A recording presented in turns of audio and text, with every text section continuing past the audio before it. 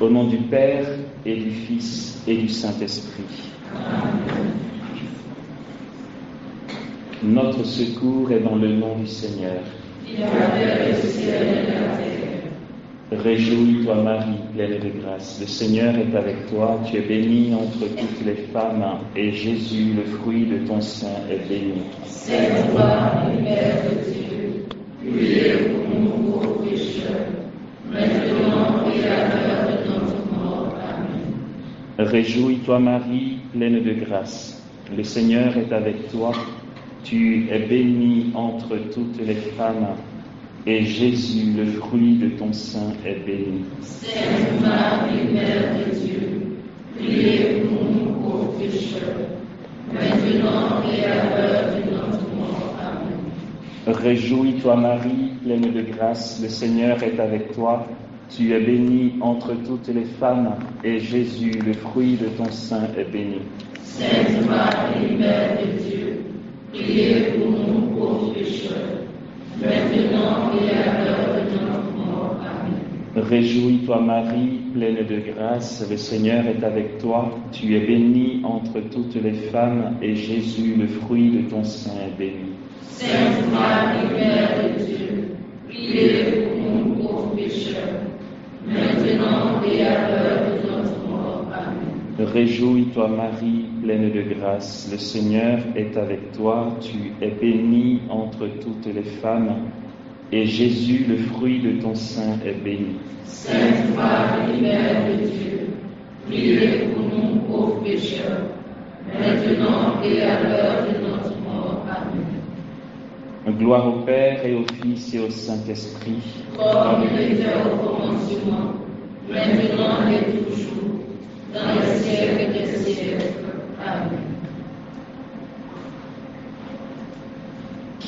Ô Marie conçue sans péché. Priez pour nous qui avons recours. Ô Marie conçue sans péché. Priez pour nous qui avons recours. Marie, Mère des pauvres. Priez pour nous. Saint Joseph. Priez pour nous. Saint Pierre et Saint Paul. Priez pour nous. Saint Jean-Paul II et Saint Padre Pio. Priez pour nous. Sainte Thérèse de l'Enfant Jésus et Sainte Mère Teresa. Priez pour nous. Saint Jean de la Croix et Sainte Thérèse d'Avila. Priez pour nous. Saint Augustin et Saint Thomas d'Aquin. Priez pour nous. Saint François d'Assise et Saint Antoine de Padoue. Priez pour nous. Amen. Amen. De l'Évangile selon Saint Jean, le chapitre 20, à partir du verset 11, il est dit ceci. Marie se tenait près du tombeau au dehors tout en pleurs. Or, tout en pleurant, elle se pencha vers l'intérieur du tombeau et elle voit deux anges en vêtements blancs, assis là où avait reposé le corps de Jésus, l'un à la tête et l'autre aux pieds. Ceux-ci lui dirent, « Femme, pourquoi pleures-tu » Elle leur dit, « Parce qu'on a enlevé mon Seigneur et je ne sais pas où on l'a mis. » Ayant dit cela, elle se retourna et elle voit Jésus qui se tenait là, mais elle ne savait pas que c'était Jésus. Jésus lui dit, « Femme, pourquoi pleures-tu ? Qui cherches-tu » Le prenant pour le jardinier, elle lui dit, « Seigneur, si c'est toi qui l'as emporté, dis-moi où tu l'as mis, et je l'enlèverai. » Jésus lui dit, « Marie. » Se retournant, elle dit en hébreu, « Rabouni », ce qui veut dire « maître ». Jésus lui dit, « Ne me touche pas, car je ne suis pas encore monté vers le Père, mais va trouver mes frères et dis-leur, je monte vers mon Père et votre Père, vers mon Dieu et votre Dieu. » Marie de Magdala vient annoncer aux disciples, « J'ai vu le Seigneur » et qu'il lui a dit cela. Le soir, ce même jour, le premier de la semaine, et les portes étaient closes, là où se trouvaient les disciples par peur des Juifs, Jésus vint et se tint au milieu, et il leur dit, « Paix à vous !» Ayant dit cela, il leur montra ses mains et son côté. Les disciples furent remplis de joie à la vue du Seigneur. Il leur dit alors de nouveau, « Paix à vous ! Comme le Père m'a envoyé, moi aussi je vous envoie. » Ayant dit cela, il souffla et leur dit, « Recevez l'Esprit Saint.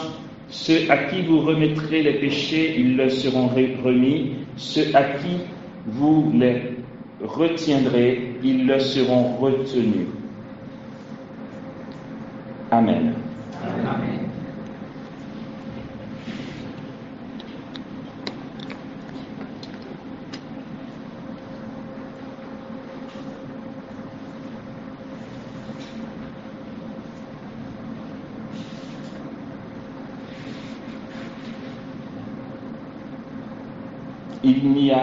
Il n'y a presque pas de mots pour dire comment Dieu nous aime en fait.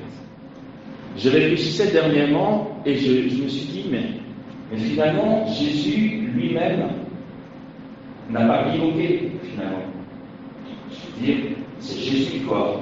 On va prendre Jésus et le Padre Pio, il n'y a pas photo.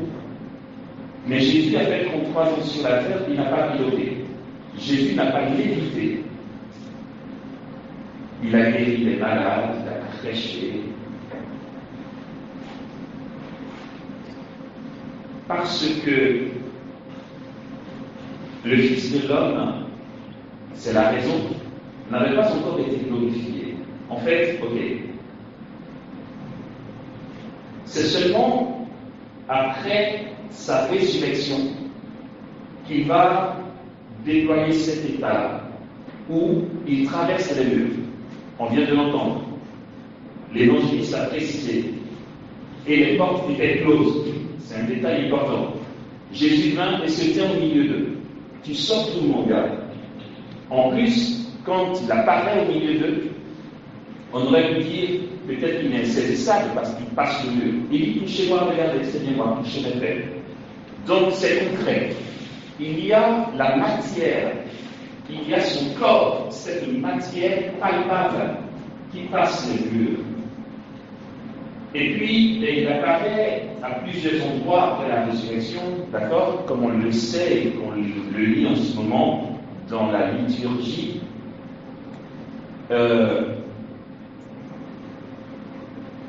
Jusqu'à l'ascension. Et cet état qu'il a manifesté après sa résurrection, ce que lui-même ne s'est pas permis de faire avant sa mort et sa résurrection, il nous le donne gratuitement. Je veux dire, le Christ n'aurait pas été ressuscité dans un état capable de passer les murs, Padre Pio n'aurait pas pu dialoguer. Marie de Corrèze n'aurait pas pu courir dans les airs. Thérèse d'Avila n'aurait pas pu l'éviter, Jean de la Croix non plus. Il a vécu sa passion, et bon, je veux dire, c'est pas le thème, donc on ne va pas creuser, mais cette passion qu'il a vécue avec notre chair nous a rendu capables de Dieu. Il a donné à notre chair la capacité d'épouser la vie divine par sa mort et sa résurrection. Et parce qu'il a passé la mort et la résurrection, désormais tous ceux qui sont ses disciples et qui croient en son nom épousent sa nature de ressuscité. Hier, je partageais avec une de mes sœurs et je lui disais qu'en fait, finalement, on peut se dire waouh, les apôtres, ils ont eu la chance de voir Jésus dans son humanité. C'est vrai que c'est une belle aubaine, c'est un beau privilège. Mais la réalité profonde des choses veut que ce ne soit pas un privilège plus grand que ce que nous avons. La raison en est simple. Jésus dit à ses disciples, il faut que je m'en aille. Si je ne pars pas, l'Esprit Saint ne viendra pas. Et là-dessus, les théologiens de théologie spirituelle vont expliquer que le sens de cette parole, c'est quoi? C'est vrai, je suis le Verbe de Dieu, je suis là, debout devant vous, vous me voyez, vous pouvez me toucher, mais la relation avec Dieu n'est pas dans un face-à-face avec Dieu. Or là, les apôtres, bien que c'eût été un privilège de le voir dans son humanité, n'avaient pas une grâce plus grande que vous et moi, parce qu'ils avaient Dieu en face. Ils le voyaient, c'est vrai, mais ce n'est pas l'union telle que Dieu la veut pour l'être humain. Ils avaient Dieu en face. Et Jésus dit, il faut que je m'en aille. Si je ne pars pas, l'Esprit ne viendra pas. Il faut que je vous sois enlevé pour que vous me connaissiez mieux. Parce que l'Esprit Saint, quand il viendra, il vous conduira dans la vérité tout entière et il vous rappellera tout ce que je vous ai dit. Si je ne pars pas pour me manifester de l'intérieur, vous ne me connaîtrez pas vraiment. Pour l'instant, vous voyez un visage, une apparence d'homme.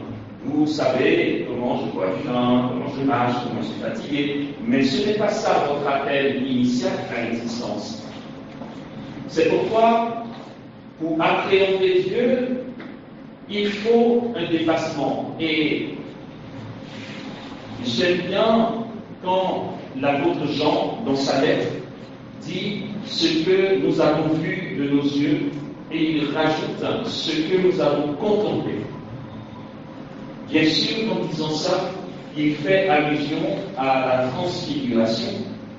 Ils ont vu de leurs yeux le Fils de Marie, le Verbe fait chair, mais ils ont aussi contemplé, du moins pas tous, pas avant la résurrection en tout cas, ce qu'ils ont contemplé au Tabor, mais aussi après la résurrection, il dit, nous en rendons témoignage. Parce que, après la résurrection, le Christ se manifeste désormais de l'intérieur. Et si nous pouvons envier les apôtres d'avoir vu Jésus dans son humanité, nous ne sommes, nous, en manque de rien. Parce que la vraie relation avec Dieu se fait de l'intérieur.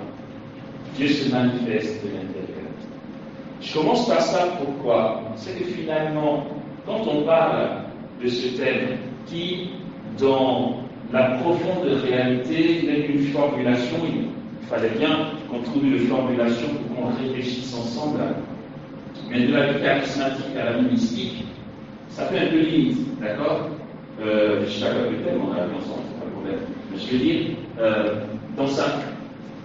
dans sa réalité profonde, c'est quasiment un abus de langage, finalement, parce que la vie mystique précède la vie charismatique et succède à la vie charismatique. La vie mystique précède, imprègne et succède à la vie charismatique. C'est pris dedans, d'accord? Et nous allons voir pourquoi. Mais avant d'y arriver, le charismatique, c'est quoi? En fait, la vie charismatique peut être très très mal comprise. La vie charismatique ne consiste pas en un mode d'agir. Enfin, je dis ça d'une autre manière. Il ne s'agit pas d'avoir un style de fonctionnement pour être charismatique. Parce que qu'on peut faire charismatique, je veux dire, ça se voit parfois. Quand quelqu'un se veut charismatique, il arrive qu'il en rajoute. Il prend un style qui sort de ce qu'on a l'habitude de voir, et finalement ça le montre fantaisiste. Et parce qu'il est fantaisiste, on dit waouh, il est charismatique. Il n'en est rien en réalité. La vie charismatique, c'est très simple. C'est être ouvert à la grâce charismatique que donne le Saint-Esprit, mais surtout, à la docilité profonde. à Dieu. La vie charismatique est ce qu'il y a de plus décapant et de plus incertain qui soit. S'embarquer dans une vie charismatique, c'est être très pauvre. La vie charismatique et l'arrogance ne vont pas ensemble. La vie charismatique et l'anticipation ou les prévisions ne vont pas ensemble.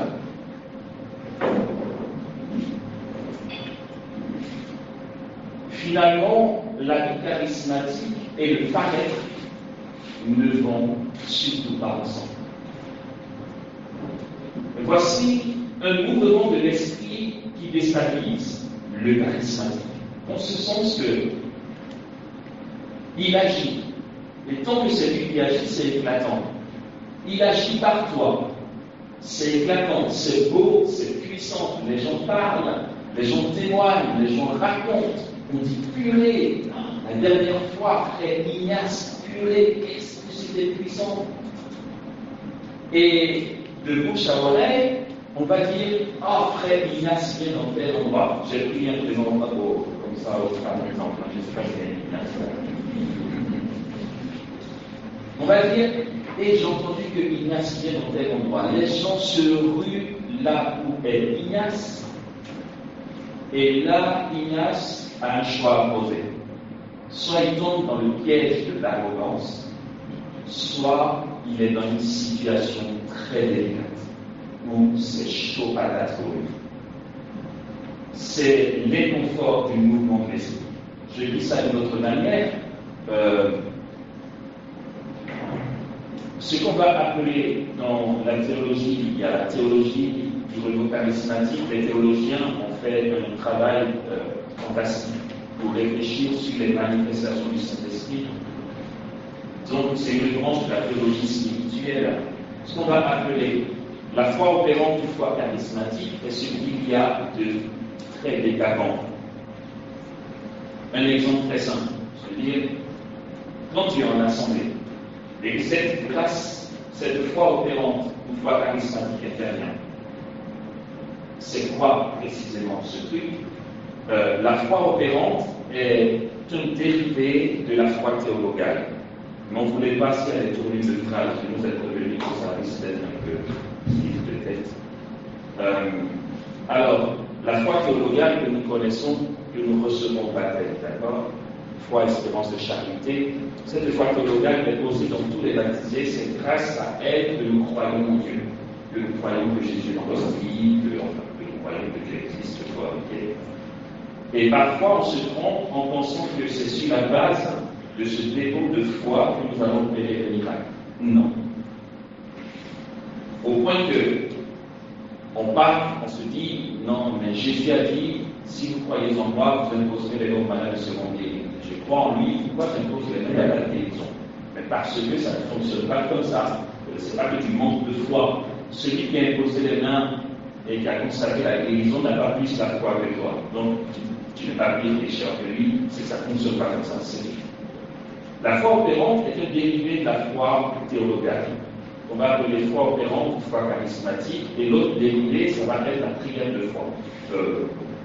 Je survole, ce n'est pas le sujet vraiment. Cette foi opérante est un charisme qui n'est pas donné à tout le monde. Comme Saint Paul dit, à chacun la grâce est donnée, selon le même esprit. Donc tout le monde a la foi théologale sur le même dépôt de la foi. La personne qui a plus la foi que l'autre, ça n'existe pas. Ça n'existe pas. Si on pense que c'est le cas, alors on pense que le sacrement du baptême est fantaisiste. Au baptême, on reçoit tous le même dépôt de la foi. Personne n'a plus la foi que l'autre. C'est simplement que ton frère a un charisme de foi opérante que toi tu n'as pas. C'est pas parce qu'il est mieux que toi. Et donc cette foi opérante va avoir une autre appellation dans nos milieux de groupe de prière qu'on va appeler l'onction, par exemple, ou la motion intérieure. Lorsqu'elle intervient, Le Seigneur te donne cette conviction intérieure qui peut guérir, qui peut libérer, voilà. Et quand tu rentres là-dedans, ça se fait. Faut-il encore que tu aies perçu ça? Il ne s'agit pas de fabuler. Nous autres là, on veut tellement se donner bonne presse. On dit, j'ai l'impression que Dieu veut guérir. Il veut guérir, tu as l'impression, parce que il faut être sûr là. Ouais, parce que si on ne sent pas que c'est foireux, mon gars, voilà, c'est chaud, quoi. Mais bon, je veux dire, c'est dans le parcours de vie de prière, nous verrons un peu plus loin dans la journée, comment ça se passe dans le parcours de vie de prière, que l'Esprit Saint lui-même suscite sa prière. Ok. Cet inconfort-là, voilà pourquoi je dis que la vie charismatique est contraire à l'arrogance. Parce que sinon, tu tombes dans... Sinon, tu n'es plus prêt. Et ça serait faux. D'accord? Tu es en assemblée. Et c'est là que je manifeste la foi opérante, on va dire, la motion. Dieu veut guérir dans l'assemblée. Okay? Tu entres docilement dans ce qu'il veut faire. Et par des gestes très simples, tu vois qu'il y a des trucs extraordinaires qui se produisent, des miracles créateurs qui se produisent. C'est très inconfortable.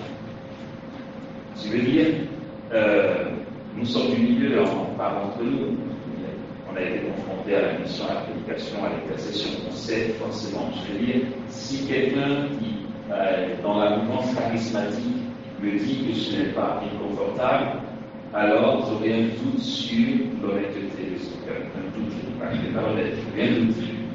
Parce que franchement, c'est super inconfortable. Lorsque aujourd'hui, il a plu à Dieu de manifester cette émotion et que le boiteux a marché, et que les gens en parlent, et qu'au nom de ce que les gens ont vu, on invite, et on dit, la dernière fois que le boiteux a marché, il y avait juste 40 personnes, mais vu qu'il a l'onction le mec, invitons-le avec 5000 personnes devant nous. Tu as juste envie de dire, les gars, vous trompez.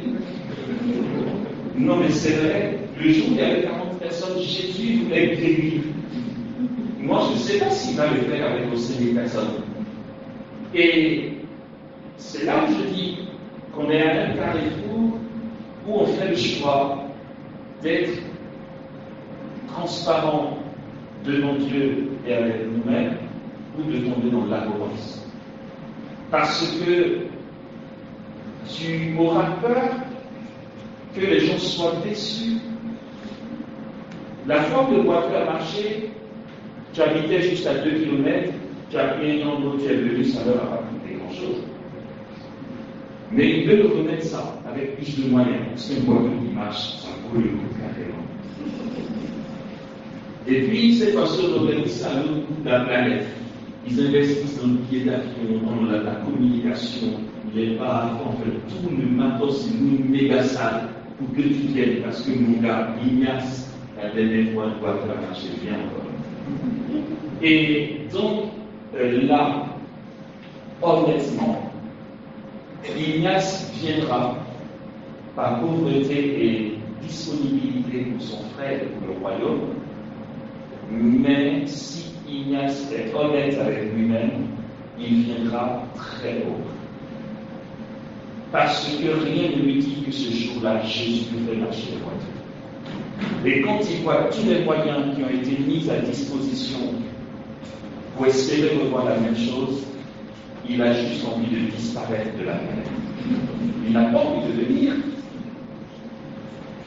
Dans la vie charismatique, plus l'Esprit Saint fait, et plus on s'appauvrit. Sinon, on n'est pas honnête. Je veux dire, ok, on peut dire, je veux dire, on va prendre la parole, chacun va dire ce qu'il pense, mais je le sais pourquoi, parce que je suis maintenant, je sais comment ça se passe, je sais toutes les tentations que j'ai à l'intérieur de faire croire que machin chose truc. Je donne l'exemple du Sénégal parce que c'est là-bas que ça a été un peu plus flagrant. La première fois que j'ai été à Dakar, pour 10 jours de croisade d'évangélisation, comme ils ont dit, le premier soir, on avait 200-250 personnes. Jésus a pu guérir les malades. Du coup, le deuxième soir, on est parvenu à 400, parce que j'en parle. Et puis, de fil en aiguille, jusqu'au dernier jour, on était à 1500 personnes. Sauf qu'en 2 temps de prière, tu as une carte de requête déposée sur la bergère, qui vient là où je suis logé, le dépose sur les requêtes. Un tel dit que son papa est à l'hôpital. Est-ce que tu veux venir prier? Lui, c'est son cousin, tel dit c'est sa femme, etc. Mais parce que les gens se disent, il y a eu des guérisons, ce gars aussi qui a prié pour guérir. Et là, je veux dire, tu meurs en feu de te demander ça, quoi. Parce que tu vois gros comme une montagne la déception qu'ils vont avoir. Tu vas partir, puisque la notion, c'est pas toi qui la commandes, et que le charismatique, c'est purement l'inattendu. Dieu fait comme il veut. Si tu viens avec arrogance, Dieu n'est pas fâché, il n'est pas vexé, Dieu est l'éducateur. Ah, il est très éducateur, mais en effet, tu vas voir. Tu vas te taper la honte royale. Et puis, si tu ne veux pas avoir honte, tu as une autre alternative, c'est d'être malhonnête. Là, on entend des trucs du genre, écoute, toi, si tu ne guéris pas, crois, c'est ta guérison qui doit avoir le Seigneur. Oui, finalement, c'est plus quoi, c'est la faute du malade. Non, mais je vous assure, Dieu a donné, ne dites lui, il a cueilli sa guérison, quoi, parce que ça suffit. Mais attends, parce que tu veux te voler la place, miraculeuse, tu ne peux pas te sauver la place. On ne peut pas vraiment dire dans la vie charismatique sans avoir le souci d'une croissance dans l'union à Dieu. Ça va de pair. On ne peut pas séparer. Et c'est pour ça que j'ai commencé par dire que la vie mystique précède, imprègne, succède à la vie charismatique. C'est cool. La raison en est simple.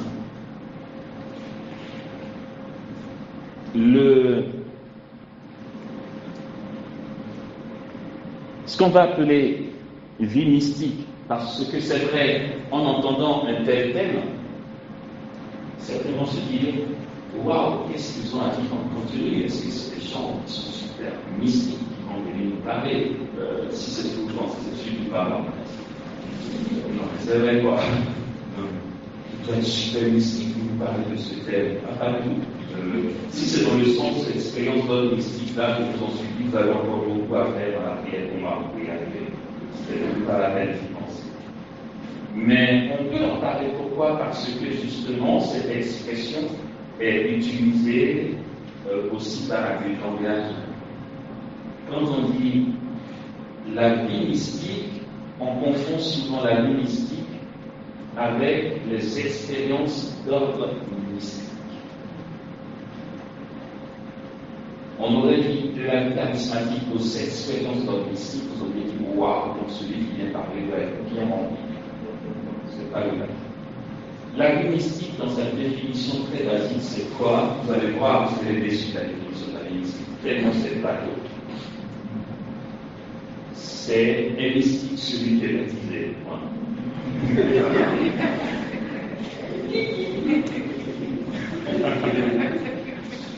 Oui, vous êtes déçu. Mais c'est ce qui est très très beau en même temps.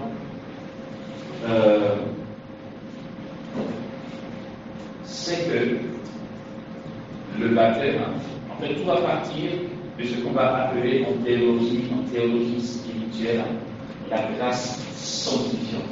Voilà, les embrouilles commencent. Tout va partir de la grâce sanctifiante qui est une manifestation trop belle de Dieu. La grâce sanctifiante, ce dont nous allons parler, puisque je suis dans l'introduction, ce dont nous allons parler, c'est cette croissance dans la vie d'union à Dieu. D'accord? Et tout va partir du baptême. Comme la foi théologale conférée à tout baptisé, la grâce sanctifiante aussi fait partie des bénéfices du baptême. Donc, tout baptisé reçoit cette grâce sanctifiante. Vous allez voir que c'est très beau. En fait, Jésus est trop bon, Dieu est trop bon. Mais on ne le réalise pas assez. Je suis parti du texte de la résurrection à cause de ça, justement. Jésus, dans son humanité, a été en tout semblable à nous, à l'exception du péché. Je le redis, s'il n'a pas biloqué, il n'a pas non plus eu de transport dans l'esprit. Pourtant, tout de suite après sa résurrection, dans les actes des apôtres, on voit Philippe être transporté dans l'esprit. Jésus ne l'a pas. Mais il n'a pas besoin de le faire, il n'a rien à prouver. C'est lui la source donateur. C'est pas lui le. C'est vrai, quoi. Donc, il n'a rien à prouver. Quoi. Il a fait l'essentiel de ce qu'il avait à faire pour que justement nous le fassions. Donc, Jésus a été en tout semblable à nous, à l'exception du péché. Je parle là de la grâce sanctifiante. Il dit il faut que le Fils de l'homme monte à Jérusalem où il sera arrêté, il souffrira beaucoup, il sera mis à mort. Et c'est ce qui se passe. Jésus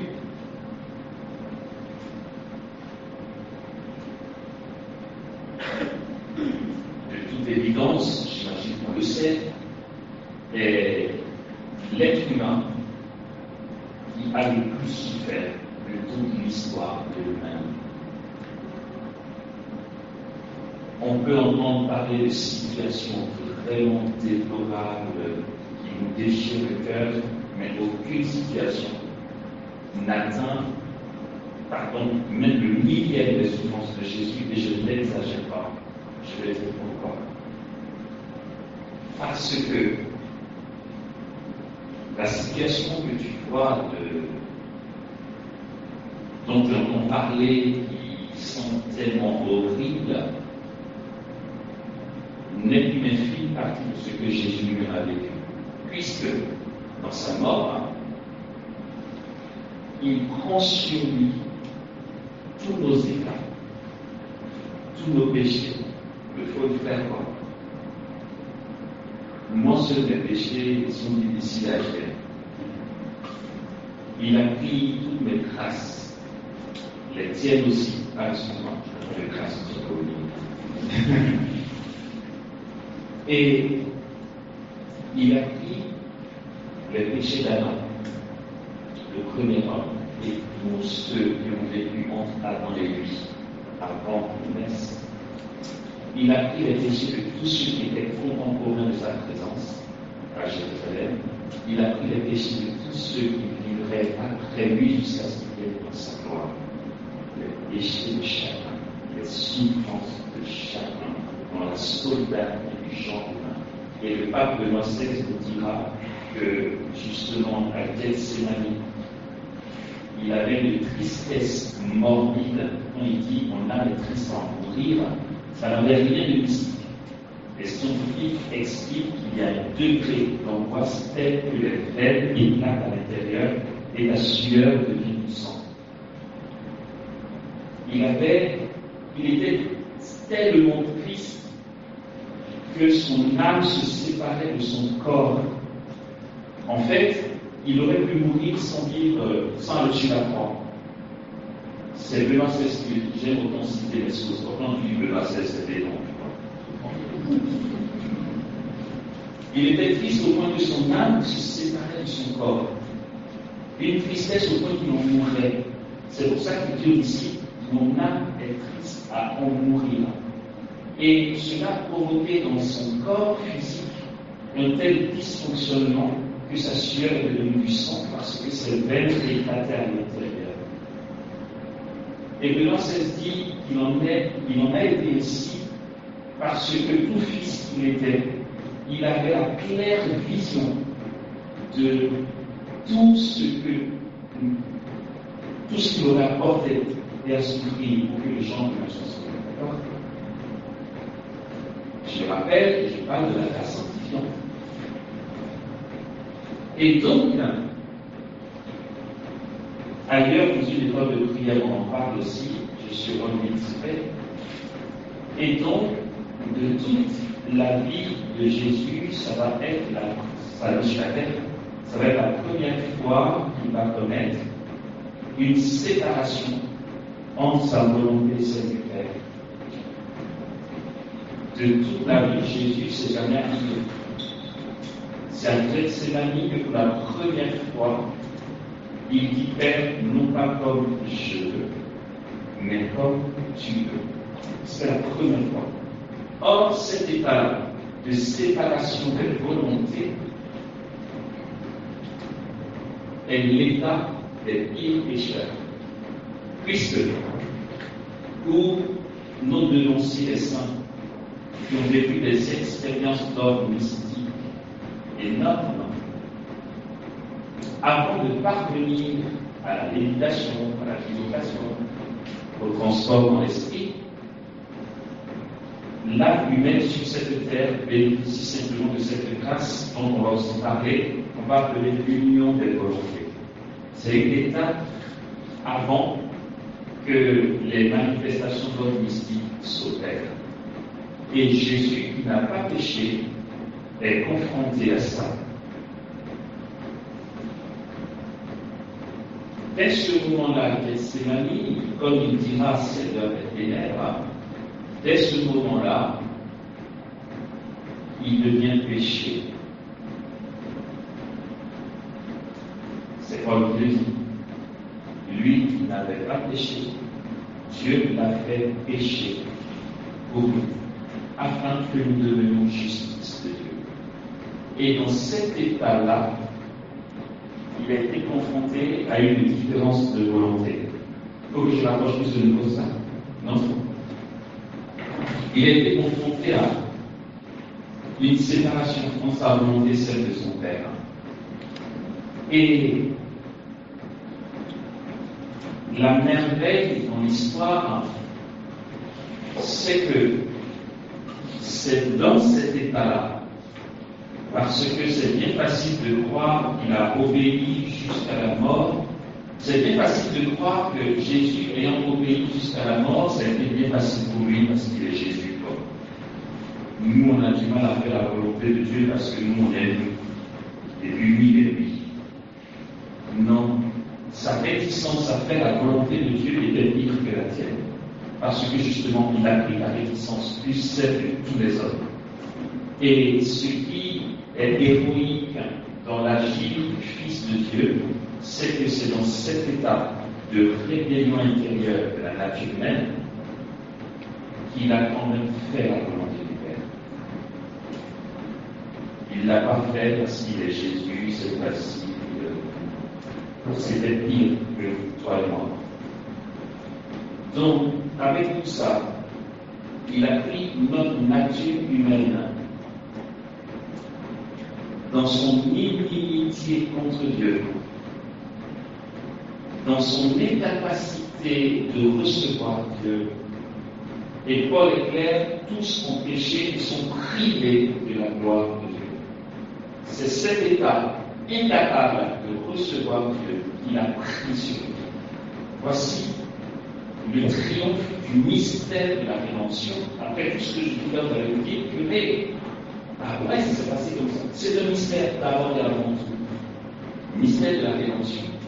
C'est ça le triomphe et l'éclat du mystère de la rédemption. Il a pris tout ça et il a obéi chaque pas qu'il posait vers le Golgotha était une victoire. La croix qu'il a portée était le symbole de la lourdeur de nos ténèbres. Il a été résolument, avec amour surtout, parce que j'allais dire avec courage, mais ce n'est pas plus le courage que l'amour. Avec amour, un pas après l'autre vers le Golgotha était une victoire.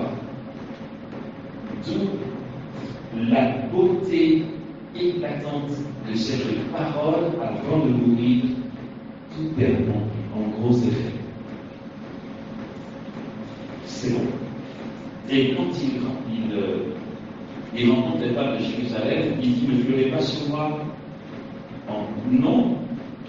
Ouais, c'est vrai, mon attitude, je suis défiguré, ça donne envie de pleurer. Mais le visage que vous voyez là, c'est votre visage à vous, en fait. Mais voilà, c'est... Ne pleurez pas sur moi, mais secouez vos enfants, quoi. Parce que c'est... En fait, voilà, je suis juste... je rends apparence que vous êtes à l'intérieur. Et tout est accompli aussi. J'aime bien ce qu'il dit à Anne-Catherine Henry, qui a filé, qui a vendu la mèche à Mel Gibson. Dans le film de Mel Gibson, tout ce qui nous mène comme mot dans la bouche de Jésus, ce sont des révélations de Anne-Catherine Henry. Mel Gibson, c'est vrai, c'est enregistré, c'est un acteur, mais moi je fais sa publicité parce que je le fais ici. Il a été à Medjugorje quand on s'est le frère hébreu. Mel Gibson a été rencontré Jean-Paul II pour lui soumettre tout ce qu'il veut dans le film, et il s'est servi des révélations de Anne-Catherine Henry pour faire le film La Passion du Christ.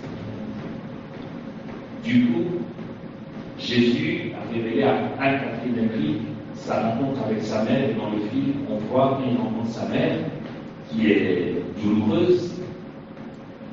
Il lui prend le visage et lui dit, mère, regarde, je montre quelque chose de nouvelle. C'est beau, c'est ce qu'il était vraiment en train de faire. Okay. Et donc, il obéit jusqu'à la mort sur la croix. Et comme on le sait par la liturgie et par la théologie aussi, quand il meurt, il descend aux enfers. Là, il va s'éclater. Parce que c'est fait.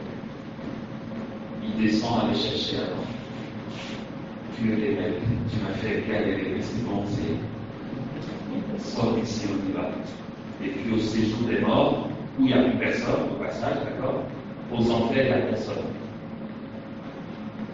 Bon, aux enfers, il n'y a personne. Je n'ai pas dit en enfer. Il y a une différence. Quand on dit aux enfers, entendons séjour des morts, ou aussi il y a un mot qui est utilisé dans la Bible, on va appeler le Sheol. Tu ne peux abandonner mon âme au Sheol, ni laisser ton sang commettre la corruption. Le Sheol, c'est pas l'enfer. Le Sheol, c'est là où attendaient les âmes des justes. Aux enfers, il n'y avait pas des personnes condamnées. Au Sheol, là-bas, il y avait Adam, il y avait Ève, on peut conduire comme son mais il y avait Abraham, il y avait Élie, il y avait Élisée, parce qu'aucune âme ne pouvait parvenir à la vision béatifique tant que Jésus n'était pas mort encore. Donc ils attendaient la rédemption. C'est pour ça que quand ça a été fait, il est descendu les chercher, il a dit les gars, c'est bon. C'est fait. On y va. Et donc il vide les enfers. Et donc à ce moment-là, désormais, le jour de l'ascension, il dit à ses disciples, tout pouvoir m'a été donné au ciel et sur la terre. Allez de toutes les nations, faites des disciples, baptisez-les au nom du Père et du Fils et du Saint-Esprit. Apprenez-leur à observer tout ce que je vous ai dit. Et moi, je suis avec vous toujours jusqu'à la fin des temps. Quand il dit baptisez-les au nom du Père et du Fils et du Saint-Esprit, il sait que dans ce baptême, il va nous conférer la grâce sanctifiante. Or, cette grâce sanctifiante n'aurait pas été efficace s'il n'avait pas souffert tout ce qu'on vient de dire ici. D'accord? C'est quoi cette grâce sanctifiante? Nous allons mieux y venir.